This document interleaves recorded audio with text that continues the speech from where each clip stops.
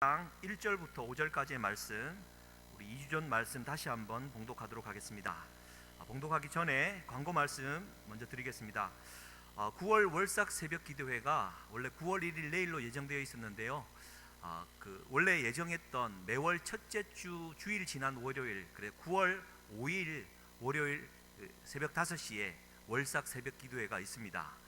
안내와 사회와 우리 기도 기억해 주시고요. 안내는 4, 5, 6 가정이고 사회는 장채권 집사님, 기도는 송영욱 집사님이십니다.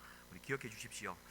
샬롬 바퍼 봉사가 이번 주 금요일부터 계속됩니다. 오늘도 열심히 쓸고 닦고 하시는 그 모습이 너무 감사드리는데요. 각 주마다 혹시 하실 수 있으면 오셔서 봉사해 주시면 감사하겠습니다. 그리고 이번 주 금요일 저녁에 우리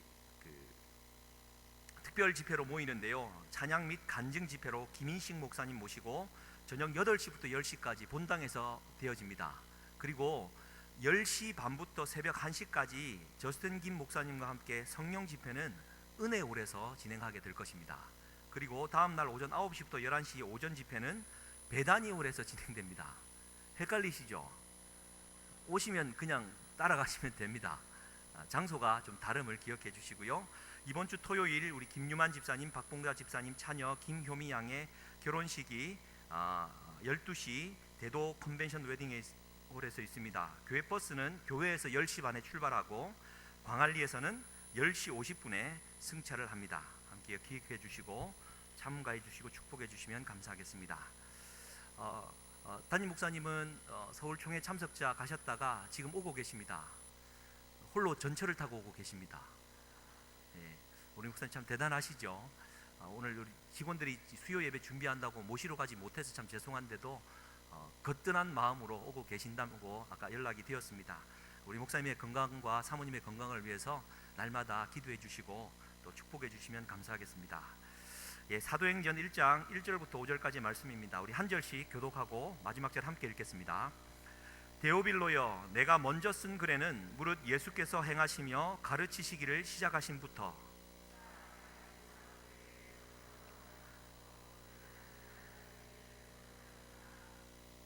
그가 고난받은 후에 또한 그들에게 확실한 많은 증거로 친히 살아계심을 나타내사 40일 동안 그들에게 보이시며 하나님 나라의 일을 말씀하시니라.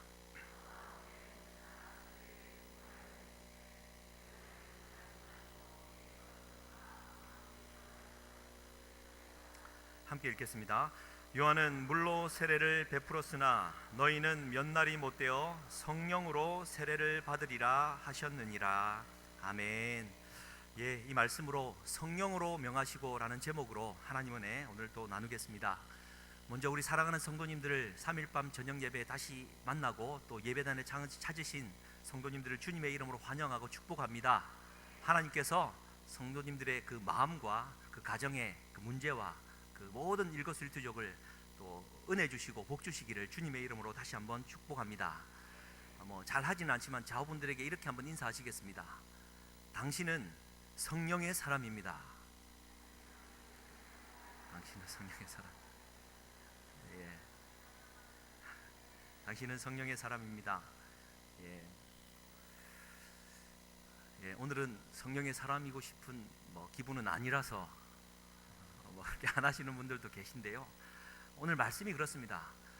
사도행전을 시작하면서 지난주 첫 번째 말씀으로 행하시고 가르치신 예수님에 대해서 살폈습니다. 예수님이 먼저 가르치시고 행하신 것이 아니라 먼저 행하시고 가르치셨던 주님이셨음을 우리가 살펴보았습니다. 그래서 시행착오를 겪는다 할지라도 먼저 순종하는 것이 우선순위다라는 것을 우리가 살펴보았습니다. 주님은 그러고는 우리에게 가르쳐 주셨죠. 그러니까 우리 주님의 가르침이라는 것은 삶 그 자체로 모범으로 보여주셨고 거기에 따라서 입을 열어 여러 가지 말씀으로 하나님의 말씀을 가르쳐 주셨습니다. 이 예수님의 이 가르침을요, 오늘 누가는 이 사도행전 1장 2절 말씀에 단 한 문장으로 이렇게 요약을 합니다. 1장 2절 말씀을 한번 보십시오. 그가 택하신 사도들에게 성령으로 명하셨다라는 것입니다. 할렐루야. 성령으로 명령하셨다라는 것으로 정리를 해버립니다. 다시 말하면 예수님께서 가르치신 그 가르침은 명령이다라는 것입니다. 여러분, 명령은 내가 들어보고 판단하겠다라는 것은 아닙니다. 들어보고 가능하면 내가 따르고 불가능한 것 같으면 내가 그만두겠다라는 것이 아니죠. 하나님께서 우리에게 하라고 하신 명령이다라는 것입니다. 이 명령이니까 우리가 따라야 된다라는 것, 순종해야 된다라는 것으로 누가는 정리를 하고 있습니다. 그런데 이 말씀을 또 잘 읽어보다 보면 성령으로 명하시고 승천하신 날까지의 일을 기록했다라는 말씀 속에 이 명령이라는 말을 마태복음 28장 19절 20절 말씀 시작. 그러므로 너희는 가서 모든 민족을 제자 삼아 아버지와 아들과 성령의 이름으로 세례를 주고 내가 너희에게 분부한 모든 것을 가르쳐 지키게 하라. 볼지어다. 알면서 이러신, 알면서 뭐죠? 알면서 예수님의 마지막 지상 명령으로만 이해하지만요, 오늘 이 사도행전 말씀을 대하면서 누가가 결론지어 우리에게 말씀해 주는 것, 예수님이 삶을 통해 보여주셨고 입을 열어 가르치셨던 그 모든 삶과 가르침은 명령이다라는 것, 무조건적으로 순종해야 된다라는 것으로 우리에게 가르쳐 주고 있는 것입니다. 그도 그럴 것이 예수님은 창조주 하나님 아니겠습니까? 천지를 지으신 여호와 하나님께서 예수 그리스도를 통하여서 우리에게 주신 명령이라고 한다면 그것은 내 생각이 어떠하냐 저떠하냐에 따라 좌우되는 것이 아니라 우리에게 분명히 유익할 것입니다. 그런데 오늘 여기서 이제 살필 것이 뭐냐면은 명령하신 이 명령을요, 어떻게 명령하셨다고 누가는 기록하고 있습니까? 창조주 하나님과 동등한 예수 그리스도께서 명령하실 때 성령으로 명령하셨다라는 것입니다. 할렐루야. 하나님이신 예수님마저도요, 하나님의 영이신 성령으로, 여기서 성령으로라는 말은 성령을 통하여, 성령을 의지하여 말씀하셨다라는 뜻입니다. 그러니 하물며 우리 인간이겠습니까? 그래서 이 성령에 대해서요, 예수님께서는 요한복음 16장 13절에 이렇게 말씀해 주고 있습니다. 띄워주시면 같이 한번 읽겠습니다. 요한복음 16장 13절 말씀입니다. 시작. 그러나 진리의 성령이 오시면 그가 너희를 모든 진리 가운데로 인도하시리니 그가 스스로 말하지 않고 오직 들은 것을 말하며 장래일을 너희에게 알리시리라. 아멘. 보십시오. 성령님은 어떠한 순간에도 자의로 스스로 자기 욕심대로 말씀하지 않고 오로지 하나님께서 주시는 말씀을 들은 그대로 전달해 준다라는 것을 우리에게 알려주고 있습니다. 그러니 성령을 통하여 명령하신 예수님의 말씀은 다른 누구의 말씀도 아닌 하나님의 말씀임을 우리는 다시 한번 확인할 수가 있습니다. 뿐만 아니라 요한복음 14장 26절 말씀입니다. 이것도 같이 한번 읽겠습니다. 시작. 보혜사 곧 아버지께서 내 이름으로 보내실 성령 그가 너희에게 모든 것을 가르치시고 내가 너희에게 말한 모든 것을 생각나게 하시리라. 아멘.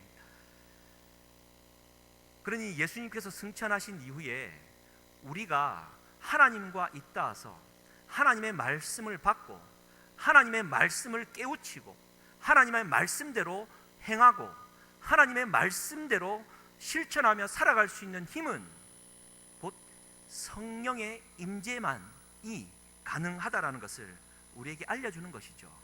그래서 다시 한번 우리가 강조하고 이 저녁에 되새겨야 될 것은 우리는 성령의 힘으로 성령으로 살아가는 존재임을 기억하며 다시 한번 우리 성령님을 초청하고 모시는 이 저녁 될 수 있기를 주님의 이름으로 간절히 축복합니다. 그렇다면요, 이 성령으로 살아가고 성령으로 행하고 실천하며 살아간다는 말은 어떤 의미입니까? 말씀을 준비하면서 여러 가지 또 생각을 많이 하게 되었는데요. 한 집사님의 간증이 이렇습니다. 제가 단언컨대 여기에 있는 온 성도님들은 꼭 한 번 정도는 이런 경험을 했으리라 믿습니다. 들어봐야 알지 라는 표정인데요. 이 집사님은 고등학교 2학년 때 정말 집안 전체가 아무도 교회를 다니지 않는 사람이었고 친구마저도 교인이 없었답니다. 고등학교 2학년 때 우연찮게 한번 갔는데 그날 들었던 메시지가 물고기 2마리와 오병이어로 5,000명을 먹이고 12강주일을 남겼다라는 얘기였습니다. 그 자체도 황당무계했지만 더 황당무계했던 사실은 그 얘기를 듣고 있는 교인들이 아무도 의심의 눈치가 없이 그 말씀을 듣고 있더라는 겁니다. 도무지 있을 법한 일도 아닌 이 얘기를 듣고 있는 그 사실을 듣고는 그 다음부터 절대 교회를 다니지 않았답니다. 그리고는 교인이라고 하면 황당무계한 사실을 믿고 살아가는 사람, 교회라고 하면 말도 안 되는 이야기를 믿고 살아가는 교인들의 모임, 그 정도 수준으로 생각했답니다. 대학도 크리스찬 스쿨로 갔는데 채플 채우기만 바빴고요. 결혼하고 아파트를 살았는데 그 반상회를 한다고 집집마다 알리러 가면 집 앞에 붙어있는 교패가 있으면 아무 말도 하지 않고 그냥 흘려보냈답니다. 그러던 어느 날 이제 우연찮게 또 교회를 찾았는데 이번에는 거기에 있던 교인들의 그 모임과 이 만남이 좀 묘하게 매력이 있어가지고 그나마 교회를 다닐만 해서 등록을 했답니다. 그래서 목사님이 이제 때가 되어서 새가족 신방을 하는데 신방 전에 이제 구역장이죠. 구역장님이 먼저 오셔갖고 이런저런 얘기하면서 준비를 하고 있는데 별 얘기를 다 했답니다. 본인이 이제 그 중에 했던 얘기가 정말 구역장님 내가 정말 그 떡이랑 고기 물고기 그것만 안 하면은 교회도 참 다닐만 한 것 같습니다. 도대체 그게 성경에 있어가지고 교인들 다 떨어뜨려 먹고 이게 보통 뭐 하는 짓인지 모르겠습니다. 하여튼 막 험한 소리를 많이 했더랍니다.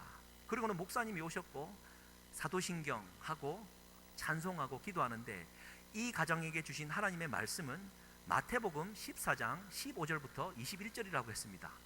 웃는 분들은 성경을 통돌하신 분들이시죠. 대충 예상하시겠죠. 본문은 오병이어의 본문이었답니다. 그때 그 싸늘하고 오싹한 이 느낌 같은 느낌 이해하시겠습니까? 목사나 이 교회나 이 전부 이렇게 황당무계한 사람들이구나라는 생각을 처음에는 가졌더랍니다. 그런데 20년 전에 고등학교 2학년 때 가졌던 그 마음속으로 자기를 확 인도에 들어가더니요, 그 목사님이 하나씩 말씀을 풀어주는데 그 저녁 무렵에 그 빈 들판에서 많은 사람들이 모였지만 누구 하나 자신을 위해 먹을 것 하나 내놓지 못하는 그 아무것도 할 수 없는 상황 가운데 정말 당신이라면 무엇이라도 할 수 있었겠습니까? 바로 그 상황은 인간적으로 할 수 있는 한계 상황에 다다랐고 인간의 그 한계 상황 가운데 두 손 두 발을 다 내려놓고 막연한 들판 가운데 처했을 때 비로소 하나님께서 기적과 같은 역사가 있는 그때가 아니겠습니까? 라고 하나씩 말씀을 풀어주더랍니다. 황당무계하다라고만 생각했던 그 하나님의 말씀이요, 그녀의 마음 안에 깊숙이 찾아들더랍니다. 믿어질 것만도 같더랍니다. 객관적이고 이성적이고 논리적이었던 그녀가 그 믿음 속으로 들어가기 시작하더랍니다. 그리고는 1년이 흘렀고 7살 된 자기 아들이 소아암 말기 신경화 세포증이라고 합니다. 소아암 사기 말기를 판정받고는요 입원해서 죽기만을 기다리고 있는데 이제 마지막 남은 수술을 하고 생사를 결정해야 되는 그 순간에 그녀의 마음 안에 유일하게 평강이 찾아들더랍니다. 그 목사님도 찾아가셔갖고 그녀의 평강한 얼굴을 바라보았다고 얘기를 하고 있습니다. 그런데 기적과 같은 일은 그 수술이 정말 성공적으로 끝나고 그녀의 아들이 살아서 지금껏 함께하고 있더라. 그래서 우리 가정 안에는 오병이어와는 질적으로는 다르지만 또 다른 오병이어의 기적이 우리 가정 안에 찾아왔습니다라고 고백을 했다라는 것입니다. 사랑하는 성도님들, 근래 그 목사님이 그랬답니다. 새 가족이 오면 날짜를 정해놓고 이제 신방 날짜가 잡히면 그때부터 기도로 말씀을 준비하면 하나님이 주시는 메시지 분명히 있습니다. 목회자들에게는 하나님 주시는 은혜 그게 있습니다. 이제 그 말씀을 준비해서 갖고 그녀가 가장 싫어했던 그 부분을 성령이 아니고서야 어떻게 그렇게 맞아 배부를 찔러 쪼개는 말씀이 될 수 있었겠습니까? 성령으로 행한다라는 것, 성령으로 살아간다라는 것은요, 바로 이렇게 하나님 안에 나를 맡겨드리며 살아간다는 뜻 아니겠습니까? 이제 이해하시겠습니까? 요런 비슷한 경험 한 번쯤 다 하셨죠? 할렐루야.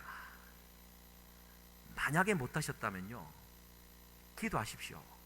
그 좋으신 하나님께서 왜 지금도 말씀하지 아니하시고 왜 지금도 나를 돌아보지 아니하시겠습니까? 괴롭다고 인간적인 방편으로 나의 힘으로 내 의지로 어떻게든 사람의 관계 속에서 문제를 풀어내려고 하지 마시고 성령으로 명하시고 성령으로 행하며 살아가는 저와 우리가 될 수 있기를 주님의 이름으로 간절히 축복합니다. 할렐루야.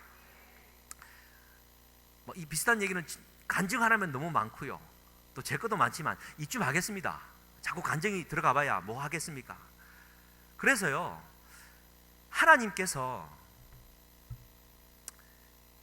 우리에게 주신 말씀, 성령이 곧 자의대로 자기가 하고 싶은 대로 말씀하지 않고 하나님께 받은 그대로를 우리에게 흘려보낸다라는 말씀을 하고 있지 않습니까?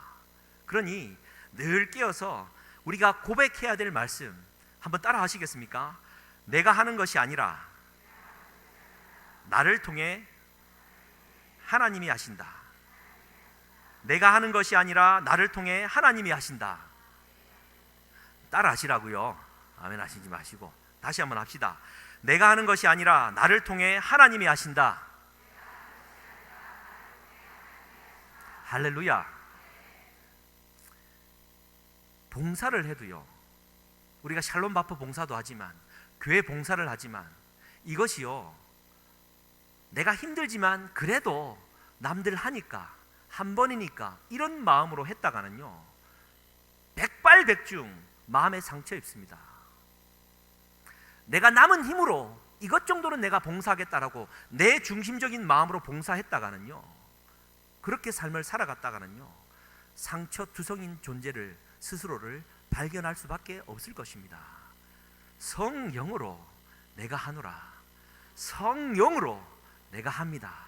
하나님, 성령으로 내가 할 수는 없지만 성령으로 내가 함께 합니다. 성령 하나님, 내게 힘을 주시고 내게 용기를 주십시오. 그런 마음으로 우리가 살아가야 되지 않겠습니까? 그런데 이제 제가 한 가지 더 말씀드리고 싶은 것은 뭐냐면요, 우리가 성령으로 살아가야 되는 것은 너무나도 분명한 사실 아닙니까? 그런데 성령으로 살기가 그렇게 쉽습니까? 예. 성령으로 살기가 그렇게 쉽습니까? 너무나도 어렵죠. 그런데요, 어렵다고 또 나는 성령 충만하지 못하다라고 또 내가 넘어졌구나라고 하지 말아야 되는 이유가 뭐냐면요, 내가 성령으로 살지 못하면 어떻게 될까요? 우리 한번 생각해 보셨습니까? 내가 성령으로 살지 못하고 성령으로 행하면서 살지 못할 때 나의 삶은 어떻게 될까? 이 말씀을 한번 나누고 싶은 이유는요, 이번 휴가 기간 동안 책을 한 권 이렇게 좀 보았습니다. 휴가 기간 동안 책은 5권을 사서 휴가를 갔는데요, 한 권도 제대로 못 보고 왔습니다. 그런데 조정래 씨가 쓴 풀꽃도 꽃이다라는 이 소설이 주는 너무나도 감동적으로 제게 와닿았습니다. 그 책에 이제 일반 학생들의 가정 폭력에 대한 얘기도 나오고요, 여러 가지가 나오는데 작년에 있었던 이야기죠. 전교 1등하는 고3 아들이 자기 엄마를 칼로 찔러 죽인 사건이 있었습니다.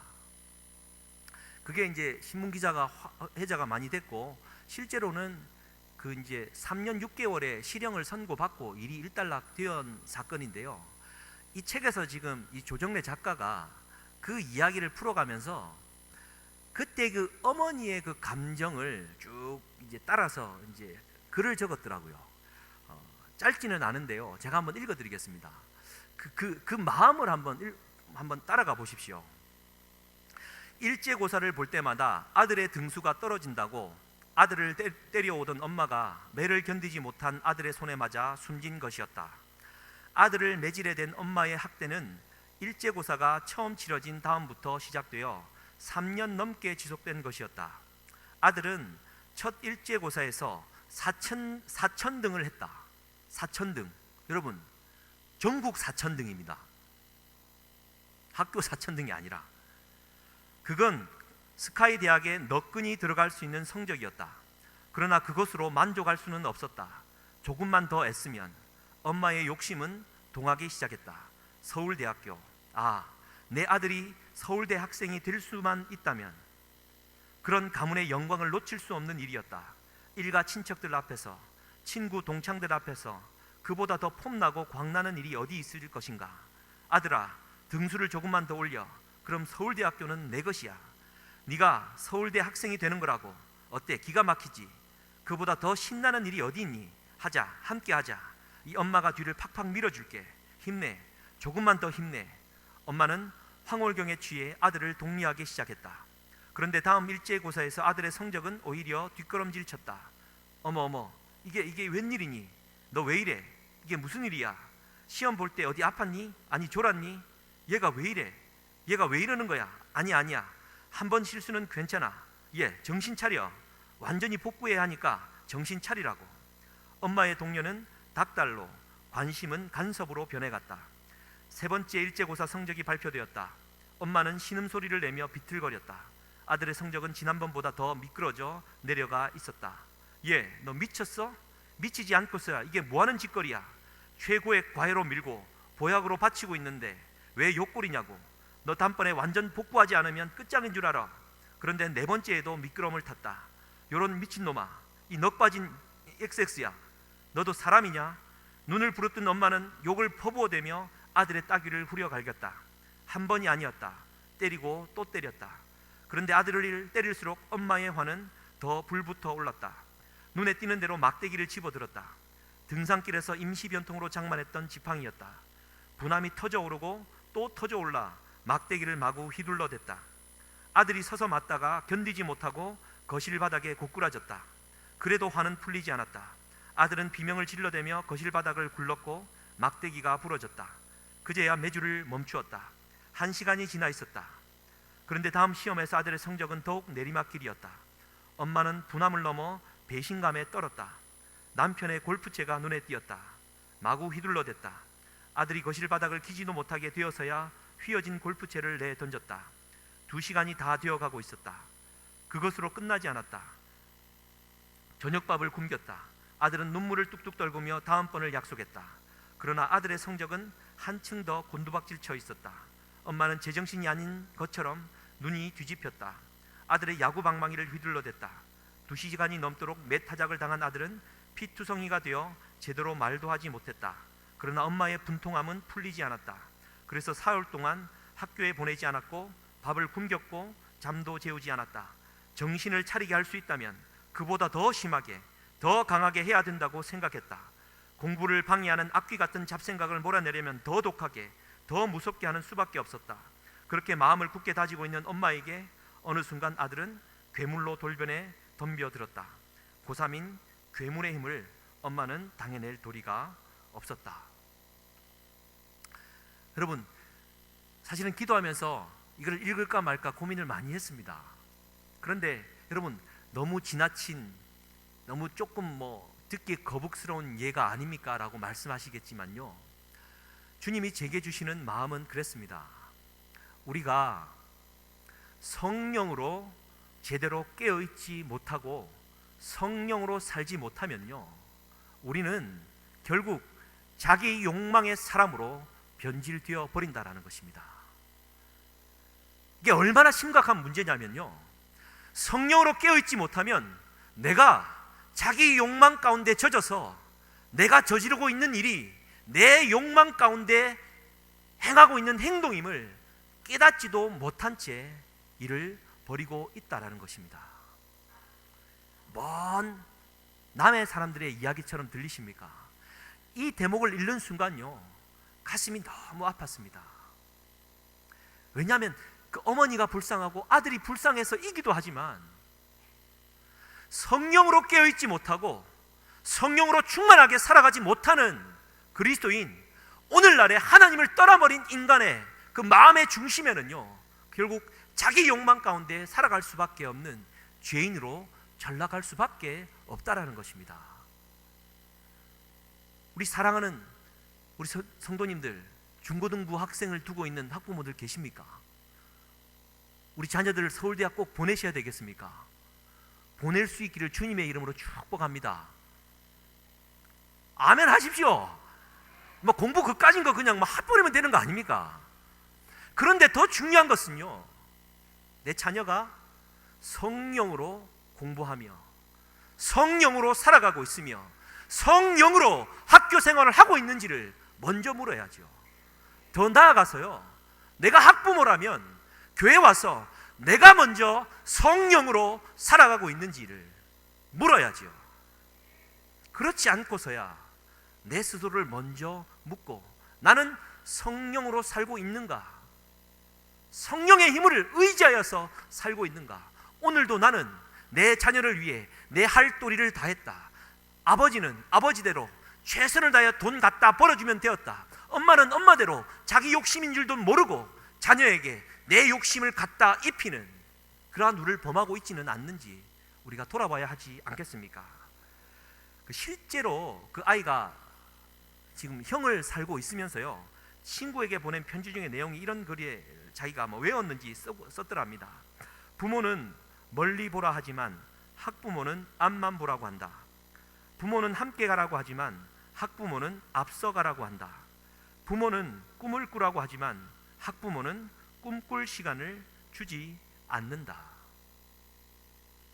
여러분, 성령과 함께 살아가는 부모, 성령 없이 살아가는 학부모 똑같습니다. 성령님은 멀리 보라고 하지만 성령을 떠나버린 자는 앞만 보고 가라고 한다.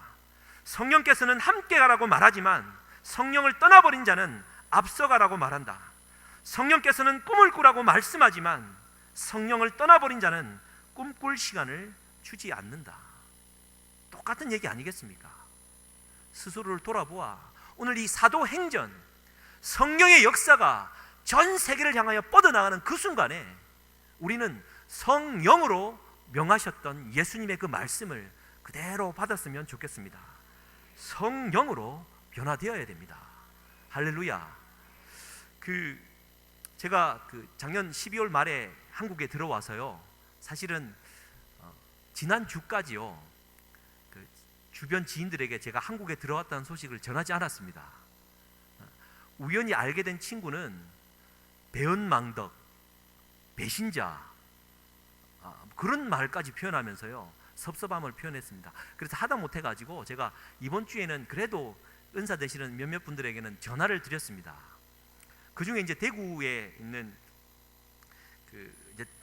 대구 갑자기 대구 노원교회를 담임하는 박광근 목사님이 제 은사신데요, 전화를 드렸습니다. 그랬더니 이제 가까이 왔네 예 하면서 이제 제게 반갑게 맞이해 주셨고, 홈페이지를 들어가 보니까 교회가 이제 새롭게 되어 있었습니다. 목사님 교회 건축하셨습니까? 그랬더니 그래 맞다고, 교회 건축했다고, 교회가 성형수술을 했다고 그러면서 아니 성형수술을 했을 뿐만 아니라 성령수술을 지금 하고 있다고. 표현 멋있지 않습니까? 성형수술을 준비하고 계신 여러분 계십니까? 예뻐지시기를 주님의 이름으로 축복합니다. 하지 말라는 얘기가 아닙니다. 좋은 의술 좀 도움 받으면 어떻습니까? 내 외면을 아름답게 가꾸기에 앞서, 성형 수술에 앞서 성령 수술이 먼저 있을 수 있기를 주님의 이름으로 간절히 축복합니다. 성령 수술을 해야죠. 이 말씀은 우리 성도님들에게도 하는 것이지만 늘 제게도 합니다. 그 목사님이 제게 이렇게 말씀하셨습니다. 목사님, 깜짝 놀라시겠지만 저는 순복음으로 전향했고 이제 편목고시를 끝내고 순복음 목사가 되었습니다. 그랬더니 깜짝 놀라시더라고요. 아, 그랬냐고. 그러면서 이제 립 서비스로 아주 훌륭한 우리 통합측 목사님이 순복음으로 넘어갔네 예. 이제 그러면서 농담을 하십니다. 아, 목사님 무슨 뭐 그런 얘기를 하십니까? 이제 그러면서 서로 이제 아주 친했던 분이라서. 그러면 사실은 얘기가 그렇습니다. 우리 통합측은 그래, 우리가 오늘날 회복되어야 될 것은 그래, 순복음의 그 뜨거운 영성, 할렐루야, 그 뜨겁고 부르짖는 그게 필요하다고. 그래서 그 순복음 교회에서 균형 잡힌 좋은 목회자가 되어가지고 아름다운 교회를 한번 이루어 나가라, 그렇게 축복해 주셨습니다. 할렐루야. 사랑하는 성도님들, 균형 잡힌 신앙, 그것은요 외면적으로도 성령 수술을 감행하지만 성령의 수술을 다시 한번 받는 우리가 될 수 있기를 주님의 이름으로 간절히 축복합니다. 성령 수술은요 몇 번 받아야 됩니까?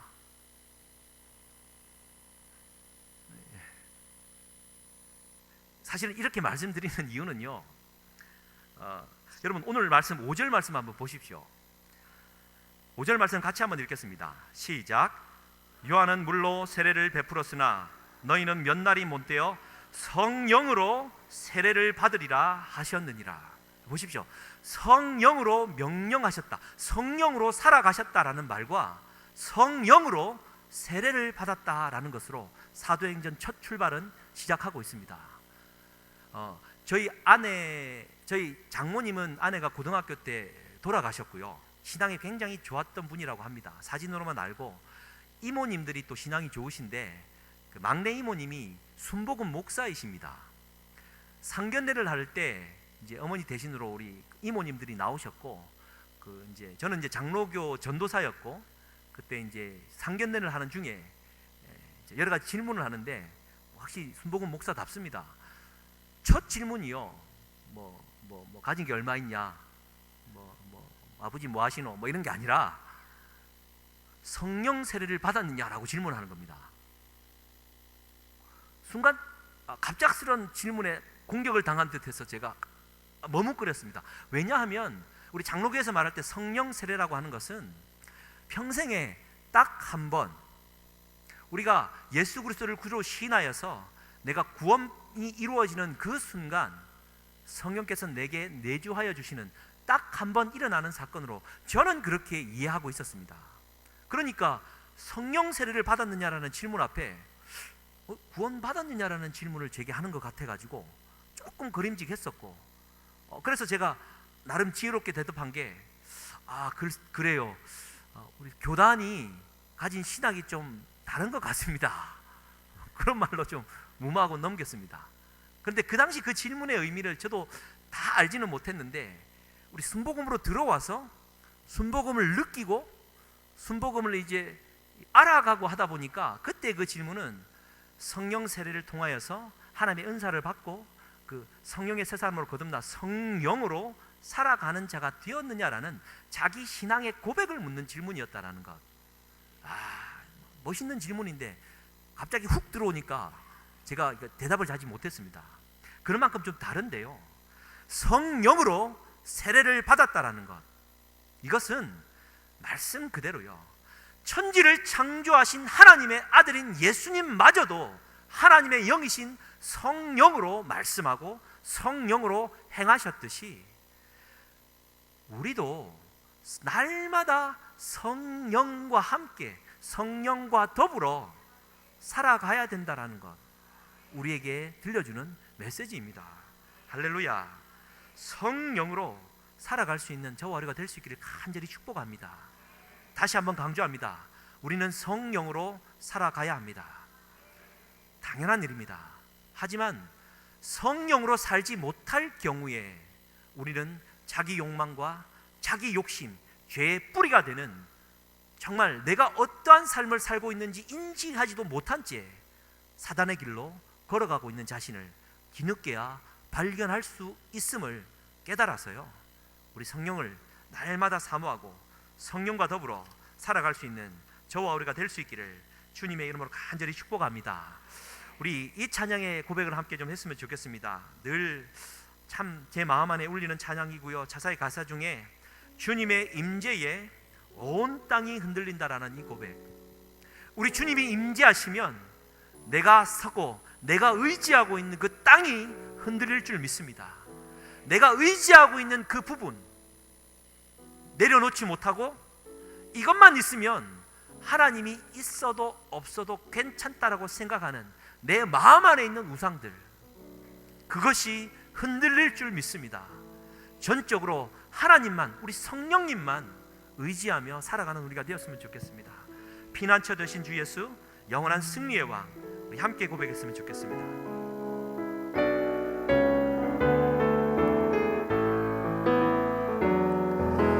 피난처 되시는 주 예수, 영원한 승리의 왕,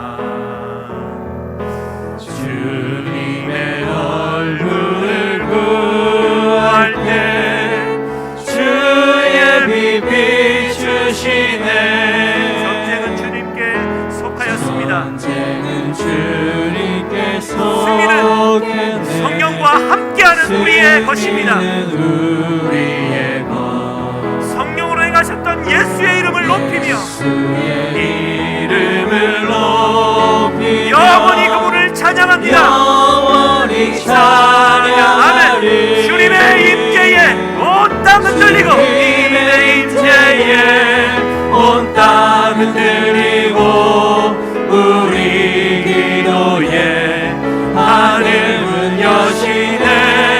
온 민족과 열방 주께 영원토록 보좌에 계신 하나님의 어린 양, 보좌에 계신 하나님의 주님의 임재에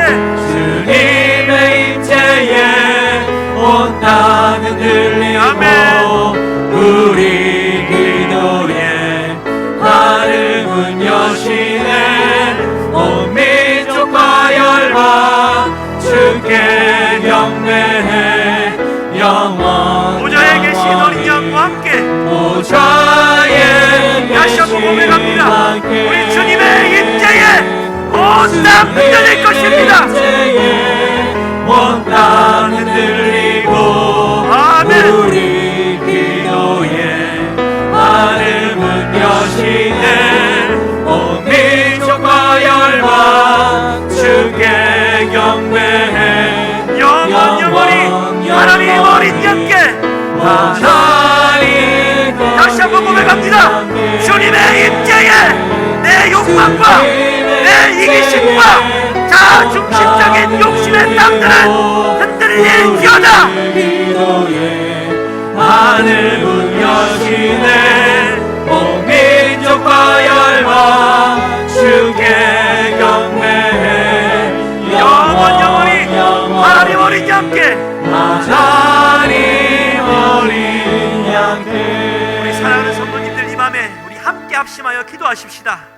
이 시간까지 성령을 따라 성령으로 살지 못하고 나도 모르게 내 욕망과 내 욕심대로 그냥 나도 모르게 종교인의 생활을 하고 있었다면 이 시간 회개하십시다. 사랑하는 자녀를 기름에 있어, 사랑하는 우리 교회 공동체를 기르고 인도함에 있어 내 욕망대로 내 욕심대로 봉사하며 기르고 있었다면 이 시간 회개하십시다. 성령 하나님, 내 마음을 온통 흔들어 주셔서 성령으로 행하며 성령으로 기도하며 성령으로 봉사하며 성령으로 예배하며 성령으로 기도하는 자가 되게 하여 주시옵소서. 주여, 세 번 외치고 함께 기도하시겠습니다. 주여.